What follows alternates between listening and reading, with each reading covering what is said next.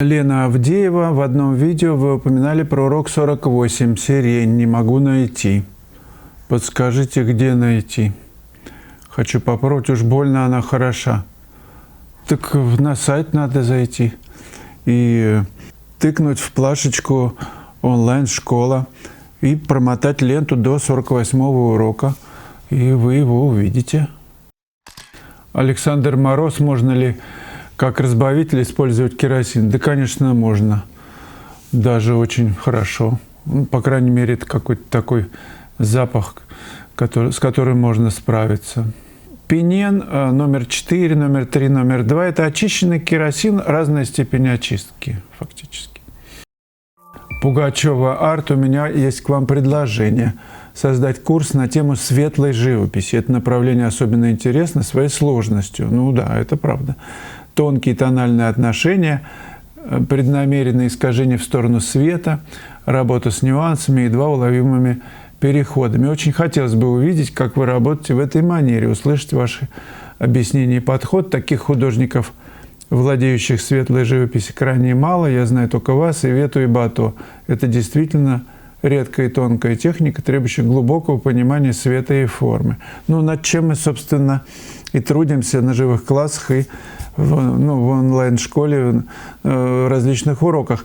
Там вот я так навскидку вспоминаю, есть урок, там я писал в Новороссийске, такой храм с зеленью, очень тонко там все было, состояние в природе, тонко, и на холод-тепло так интересно работалось, можете на него обратить внимание.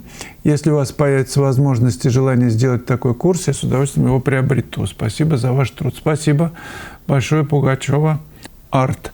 Я уделю внимание особенно светлой живописи.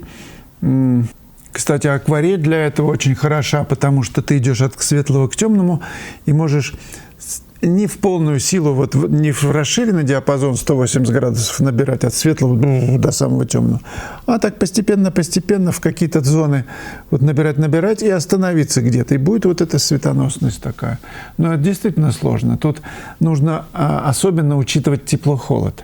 И тогда даже близкие по тону куски, но за счет теплохолодности они будут работать. Ну, как посмотрите работы акварельные у Сорольи или Соролла, как его, не знаю, правильно называть по-русски. Елизавета Петерс, вот мучает такой вопрос, если чувствуешь в своем рисунке недостаток, что поможет быстрее научиться рисовать тот или иной предмет?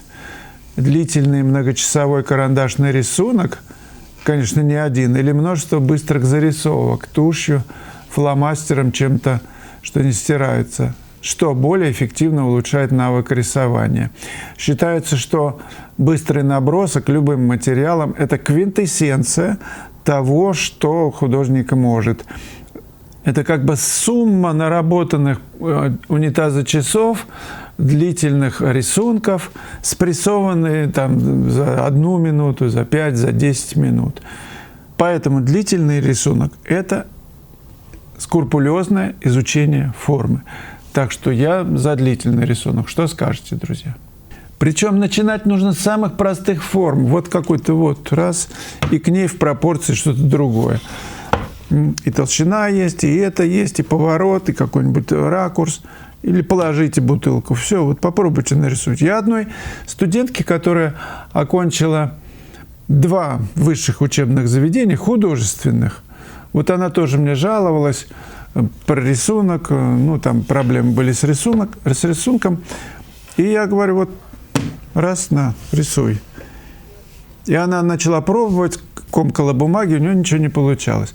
Вот это, значит, говорит о том, что простые предметы в пространстве, вот им нужно овладеть, как, я не знаю, пианист, гамма там, или с чем, что он там, пентатонику рубит, и тогда все идет хорошо. The Lionel. Вячеслав, расскажите, пожалуйста, про свою первую проданную картину. Вот это вопрос. Ну, прям первую-то я прям совсем не вспомню. Я даже досточки делал, когда первый курс Строгановки, денег нет вообще. Думаю, ну что, как? Досточки, на которых каких-то баб рисовал, ну, таких, на которых резать ножом. С одной стороны картинка, а с другой носил эти досточки. Бица была, ну, такой парк в Москве, куда художники стекались. И как раз там много художников, зима, помню, стекалась, ну, какие-то выставлял работы, да, действительно. Я ездил еще тогда в Вильнюс. В Вильнюсе продавались работы мои. Прямо на улице ставил там. И так хорошо, потому что я как бы иностранец, они не привыкли видеть такую живопись, такую сочную. У них все такое охристо, такое темно-серовато-белое, белильное. Ну, какие-то такие у них стили. У них же там академия рядом с собором Святой Анны. Ну и вот, художество. И там как-то необычная живопись у меня там довольно-таки неплохо продавалась. Я приезжал прям специально, чтобы с картинами, обвешанной в поезде. Ну вот, пока я рассказываю, я вам буду показывать эти первые работы. Ну и в салонах, естественно, художественных в Москве продавалось очень хорошо, и акварели тоже.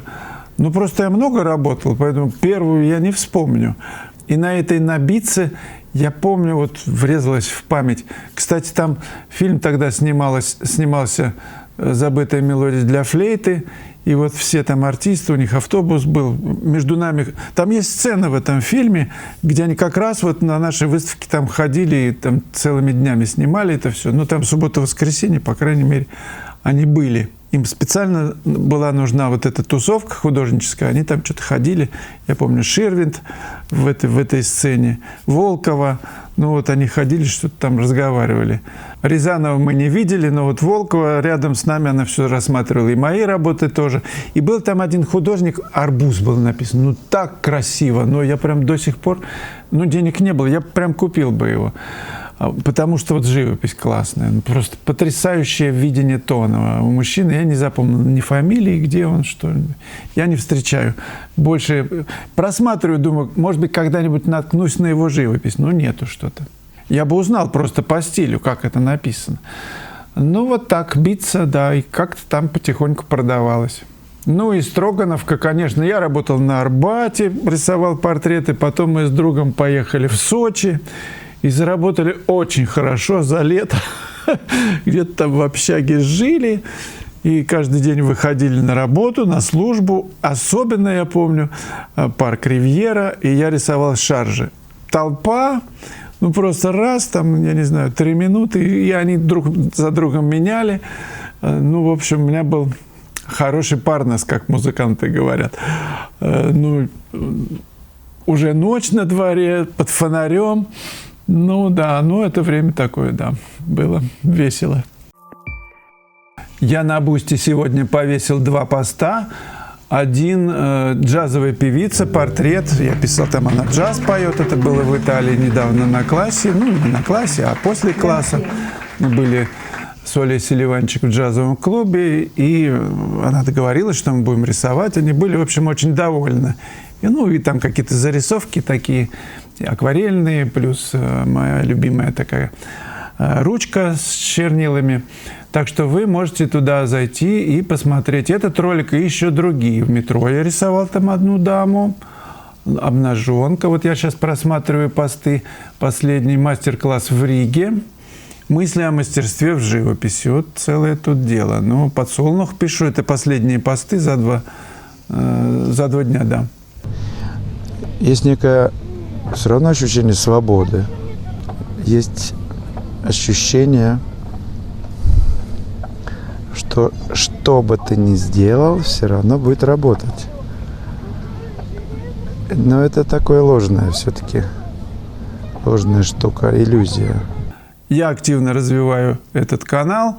Там разные есть уровни, да, подписки. Есть бесплатная, платная, побольше платная, творческая, профессиональная, обычная. Так что заходите, пожалуйста. И это будет для меня поддержка, ваше участие на этом канале.